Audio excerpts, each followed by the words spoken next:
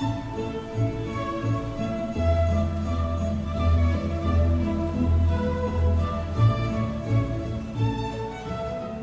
started my arrangement already, and I have my container full with water, and I have the oasis in there.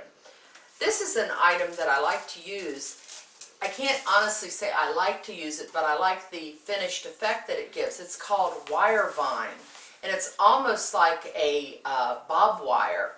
A little difficult to use, but once you get it placed in there, it really gives you a different texture. It helps hold the plants in place, and it's not going anywhere once you stick it in there. I'm going to add just a few other branches here. This is hellebores. I'm hoping next month that I can show you some blooming hellebores. Right now we just have the foliage in the garden. I'm going to stick a few of those in.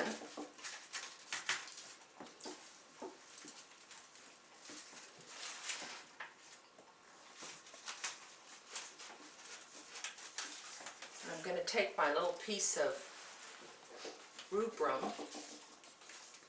That's one thing nice about these arrangements. Once you get them going, you can use them for a couple of weeks, and you might want to take one that's kind of gotten died out, and then you can replace it with some other fresh greens. I'm going to add a few ferns.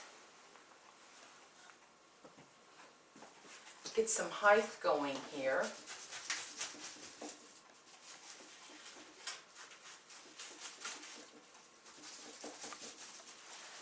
Another little thing that's fun to use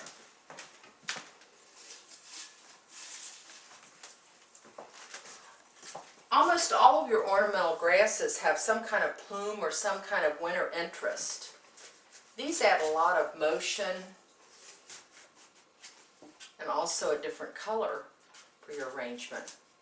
I found that they last pretty good if you'll use some heavy-duty hairspray. Kind of cuts down on them exploding all over the place once you get them in the house.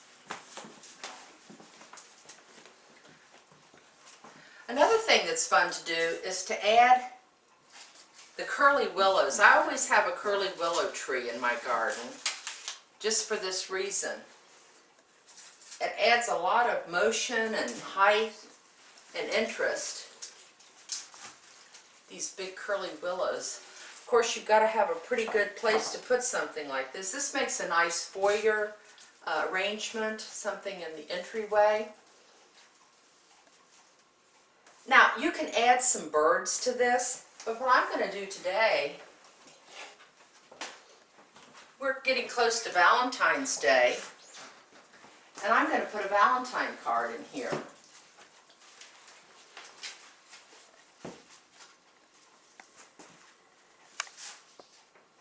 There's a leaf here that doesn't look too good, so I'm going to pluck that off.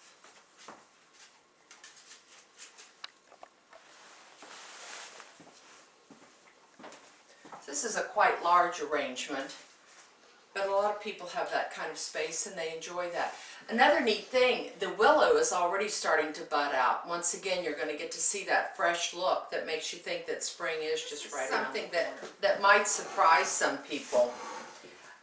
This would be considered maybe something that you wouldn't even want to have in your garden. These are actually, if you are a gardener, you might be familiar with the term suckering, which means that you have a tree, but a lot of times these little suckers come up all over. And this would be considered a sucker.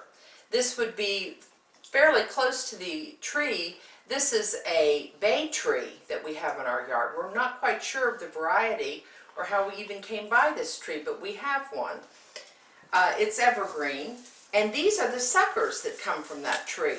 I go out and cut them off, and rather than throwing them away, I think they're so attractive they can be used in floral arranging too in the winter.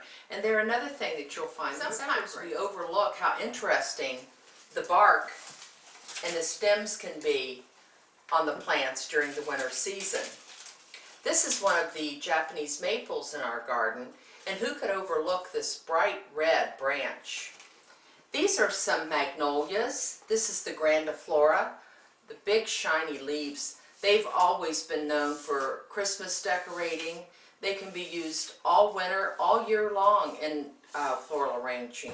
Some of them have the brown back sides, like these,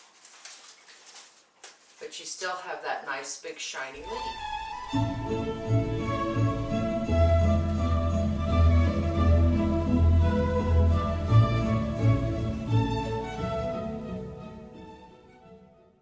We have a passion for gardening.